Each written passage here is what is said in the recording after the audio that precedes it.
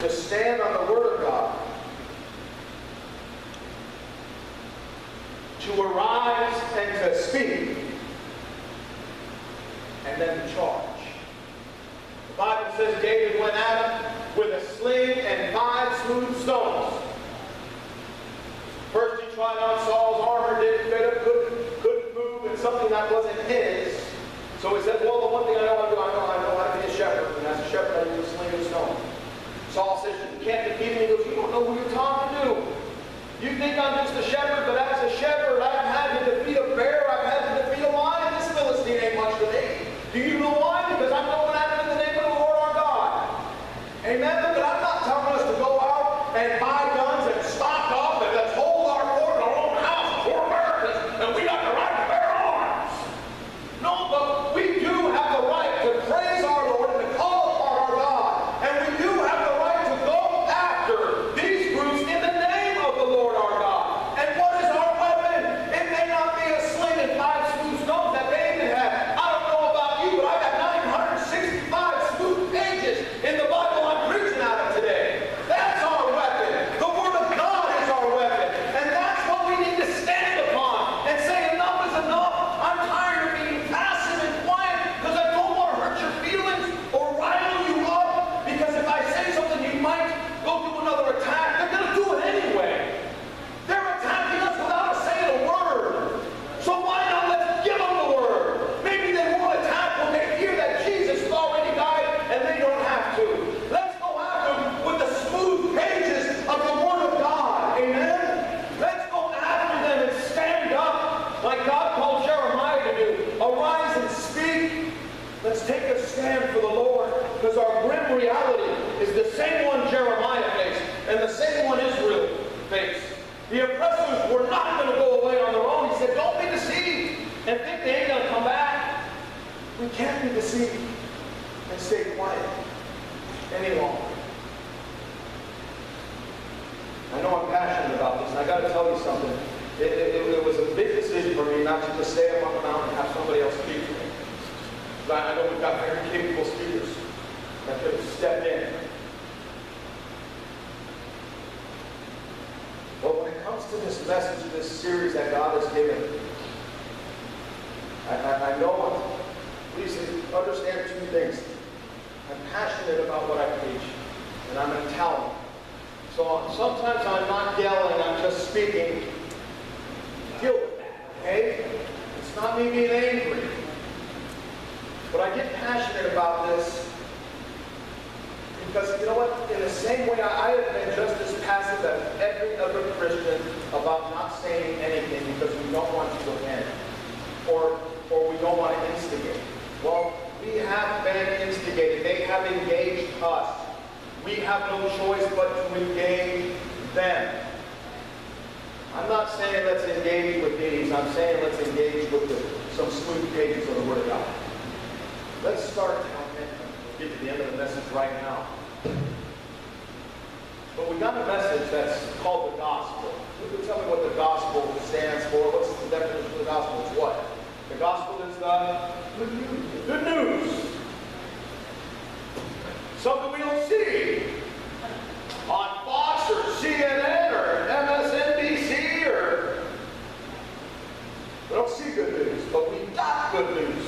They don't report the good news on our television. So who's going to do it? Another reality we're dealing with, letter B on your outline, fill this in. Injustice does happen to innocent people. It happened to innocent people then, and it's happening to innocent people now. Another thing we're seeing on our news all of the time. The times, they are similar. I mean, technology's changed. We're all wearing shoes instead of sandals, unless you're in beach mode. Right? We're driving cars instead of camels.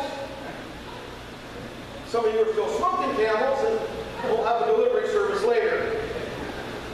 That was the other reason why I wanted to come and speak this, is because I also know that at some point,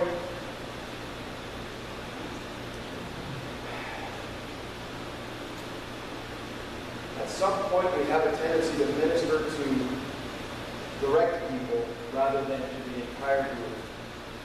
Amen? And I want this to go out to the entire group of us.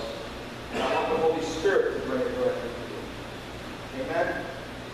And as I said, the Lord stopped me from one series to start this up.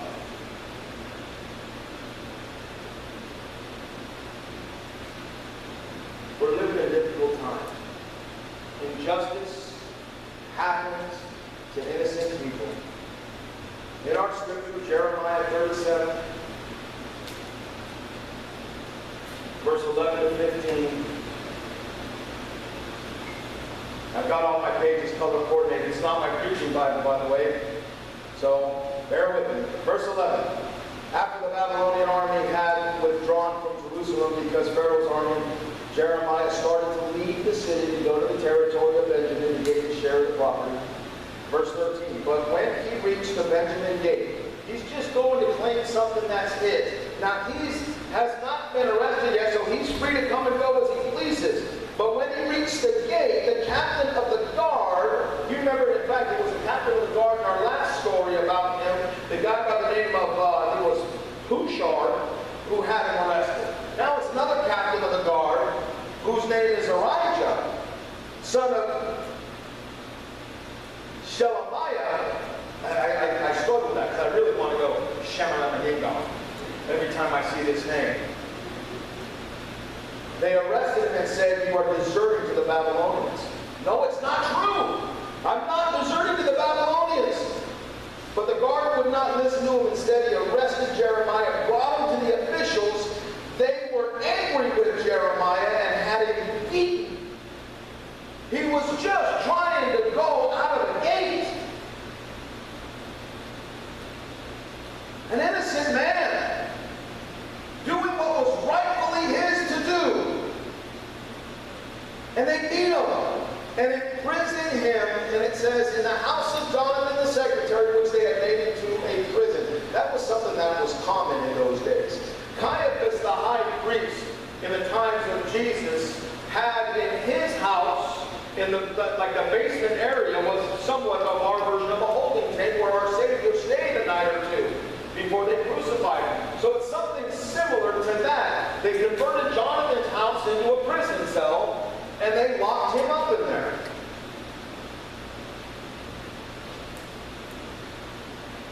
I notice this. Jeremiah's first response, though he does say, look, I'm not doing what you're saying I'm doing. They take him in. He's not going, no peace, no justice, no peace, no justice. He's being arrested for something he shouldn't have been arrested for, and he's being beaten for something he shouldn't be beaten for. Do we see this on our news all the time? Some of you know this a lot better than I do. The injustices that fall on a people.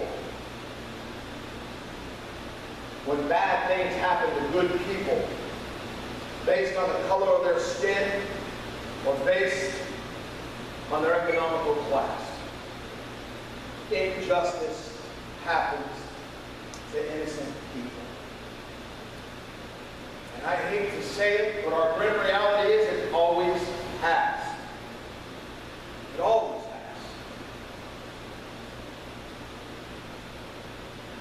I can't say this is true statistically, but it seems to me that the biggest injustices that take place in our country, when it comes to innocent people being arrested by the man, being beaten by the man, seem to happen in our more poverty-stricken areas. Now, I'm not saying that's true, I'm saying that's what it seems to me. That our poverty-stricken areas need to be policed more than our middle-class areas or our higher-class areas. I remember one time, shortly after we moved back, Mom and I took, I think the Thornhills, Pastor Rick and Sherry came to visit, so we took them to Rodeo Drive. We first took them to Hollywood, and they realized Hollywood wasn't all the glitz and glamour they thought it was, so I thought, okay, let's show them Rodeo Drive. Well, you and I just call it Rodeo Drive, but the rich call it Rodeo Drive. And I remember looking at a cop that was sitting there. This guy looked, and he was a legitimate cop. But when I first glanced at him, I thought, he's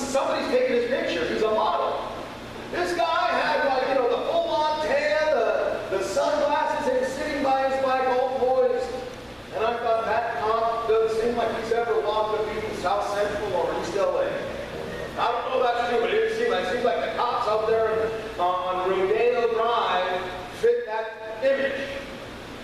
Right? And it sure seems to me that there needs to be a lot more policing in our lower poverty areas. I'm not asking you to agree with me on that, but just track along with me for a moment.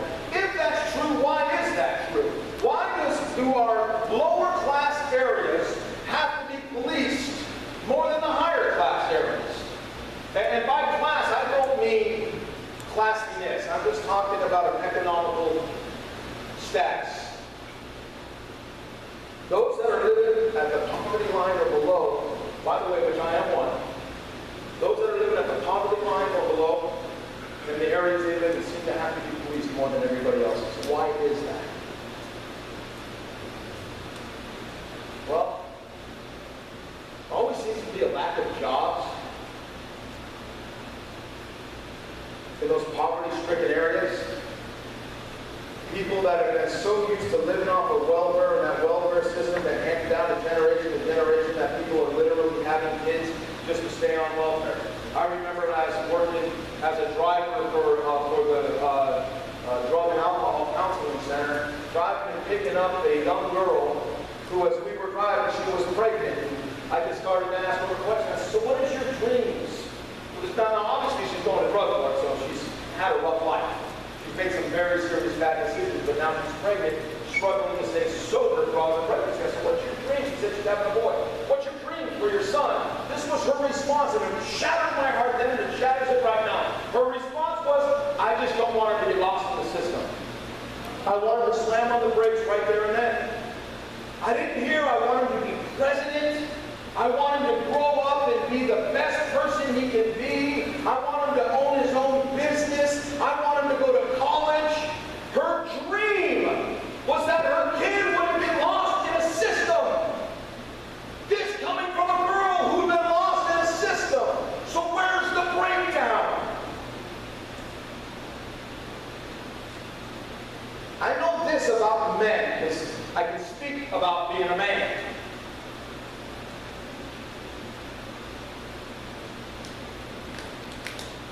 When a man does not work, you don't feel like a man.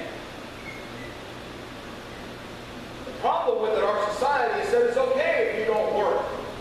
The problem with it is when you got a man who does not work, he tends to look at other things to make him feel like a man. So instead of being the husband he's supposed to be, he starts gallivanting around town because that makes him feel like a man. Or the fact that he wants to hide the issue that he doesn't work and it makes him feel horrible, so he starts doing drugs or alcohol. Before you know it, he's bailed on his family.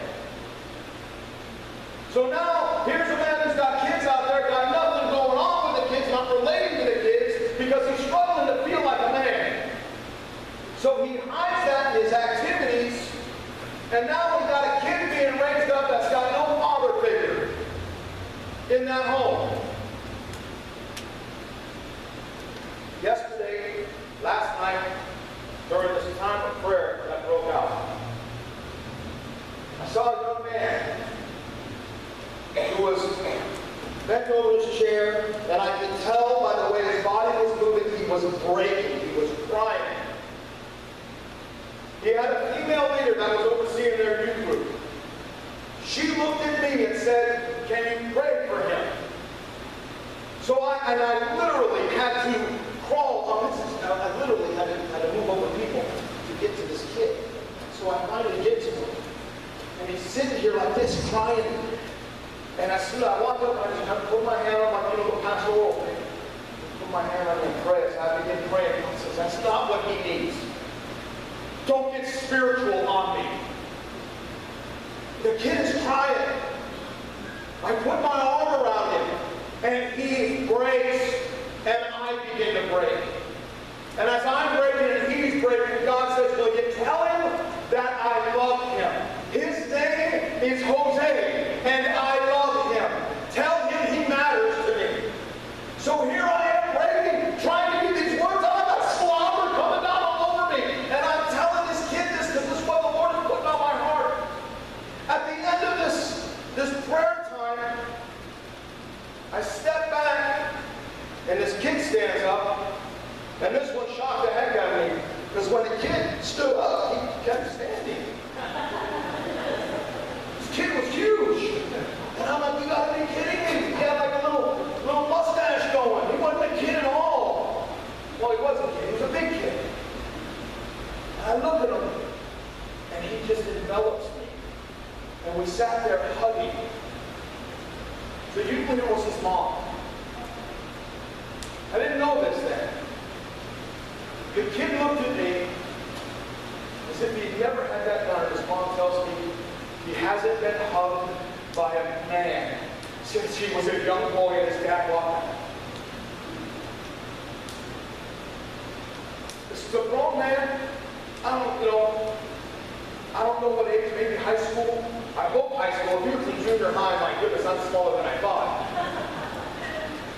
But hadn't been hugged in years by a man. No father figure to say, I love you, Mijo. Come here. It's all right. You're going to be okay. He didn't have that. You see, the problem is this. I know I'm focusing on the fact that when men don't have jobs, they fall apart. But men need two things. We need Jesus. We need jobs. Jobs because God created us. It's the fall of man. He said, you're going to work the land. You're going to break your back to do it, but that's what your punishment is. Since then, it's in our DNA that we've got to provide. Sometimes we don't provide the right answers. I'll get into that in a moment. But when I look at this, why is the breakdown so real? Because a man without Jesus and a man without a job, on a limited education, will turn to drugs, will turn to alcohol, will turn to womanizing, and it leaves the kids that are growing up without a dad and with a serious family breakdown. And so what happens? Now these kids grow up. They got a chip on their shoulder. They're looking at the men in blue who are there to protect them as if they're the problem. Because they've never had a father figure in their life to tell them to respect those that are in authority.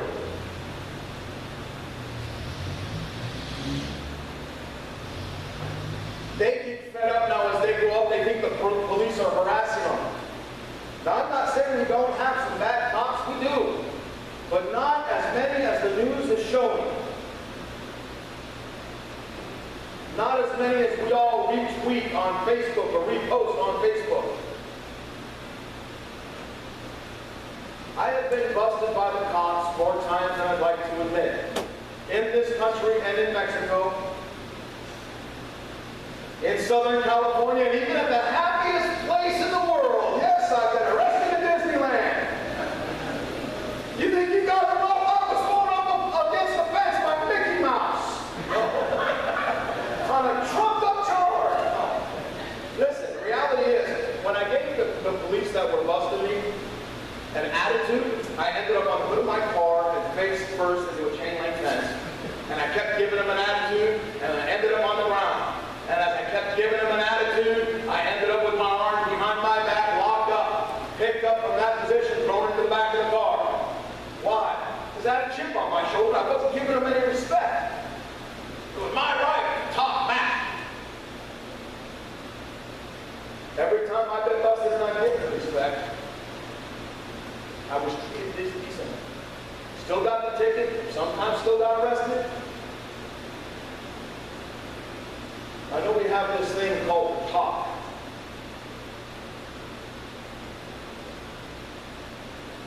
I've got wonderful.